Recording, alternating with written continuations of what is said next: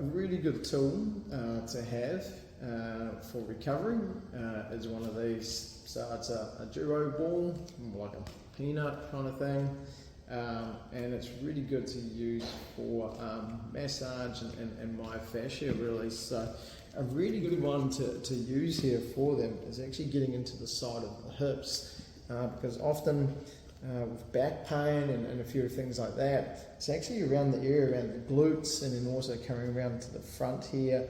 That's kind of getting towards, sort of your hip flexor region. You can actually, get the ball either side of the femur, the hip joint there, and you can actually do a bit of rolling. And often that area can be super tight and also a little bit tender. And so by doing a bit of rolling like this, whether it's going further forward over the ball or getting more into the glute area, over time you can actually sort of relieve a little bit of pain, and that gets will help ease any tightness that can be occurring into your lower back. From a lot of driving, accelerating, the right side can take a bit of a hammering, and it's usually, if you're right-handed, probably more your dominant side and can be a little bit tighter naturally. So by rolling into the glute, doing say a figure 4 pose into the glute can really help ease that off.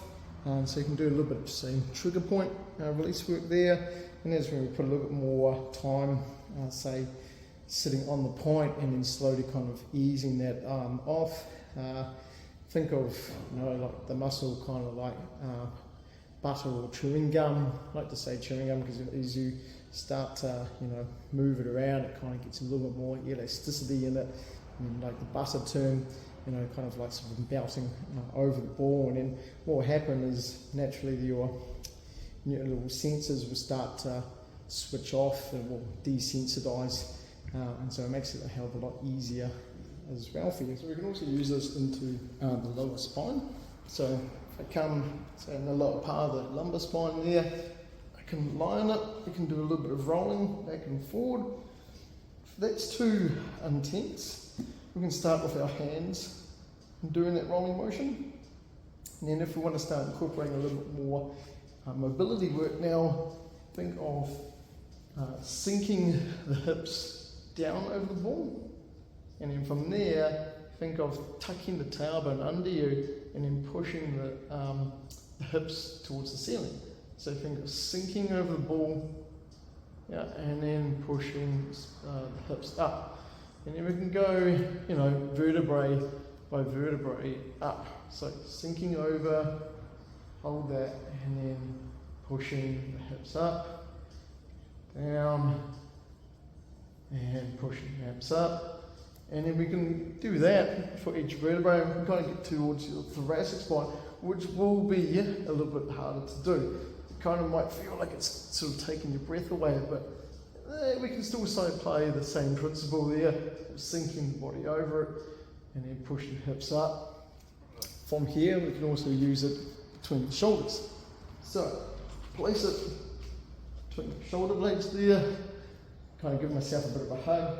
We can do a bit of rolling there, and that can be a pretty sore area to roll, particularly if you do any sports where there's a lot of internal rotation or over arm kind of stuff, say swimming, bowling, cricket, surfing, those kind of things can be pretty overused area. So that's where the ball can come in super handy to massage between that area and elevate a bit of pain there.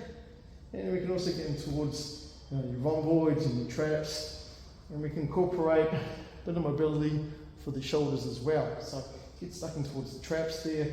I can have my arms behind me and do a bit of this type of thing. That can help sort of ease a bit of pain, and then start getting a little bit more mobility into the shoulder area as well. So super useful little drills there. And then finally, a really good one to get into the shoulder area.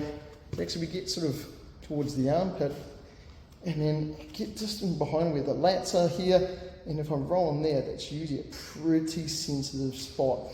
And often, again, from different sports of internal rotation and throwing and that sort of thing, it gets a little bit overused, and then so we can cause a little bit of discomfort, so this is quite a good area to sort of massage, using the ball again, doing the trigger point sort of work, sinking the body over it, relaxing the area and the tissue, and then that can sort of ease off a bit of pain. You might feel like your arm gets a little bit more range of movement and can become a little bit more pain-free. So there you go.